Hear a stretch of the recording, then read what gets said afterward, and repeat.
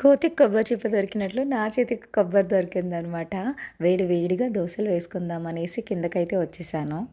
అమ్మమ్మ చేసిన షేర్వాతో దోస తింటే ఆ టేస్టే వేరండి. మనం కూడా చేసుకుంటాము. కానీ వాళ్ళు ప్రేమతో చేసింది చాలా టేస్టీగా అనిపిస్తదనమాట. ఊర్లో మండపం కట్టడం అయితే స్టార్ట్ చేశారు. ఇది అత్తమ్మ వాళ్ళ ఊర్లో. అమ్మ వాళ్ళ ఊర్లో ఇంకా వెళ్ళలేదు కాబట్టి తెలీదనమాట.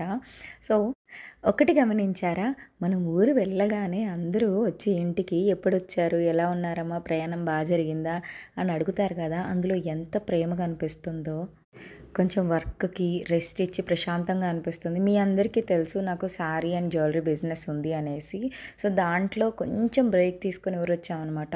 ఈ లోపల చూస్తే చిన్నగా ఎలుక పిల్ల దూరినట్టు గేట్‌లో నుంచి దూరెళ్ళిపోయి ఊర్లో పెళ్లి జరుగుతుంటే అక్కడ డప్పు కొడుతుంటే, ఆ డప్పుకు డాన్స్ ఏస్తుందనమాట. మీరు చూసారా? వెనక మండపం దగ్గర ఉన్న వాళ్ళందరూ కూడా "ఏయ్! డాన్స్ ఎయ్" అని అరిచారు.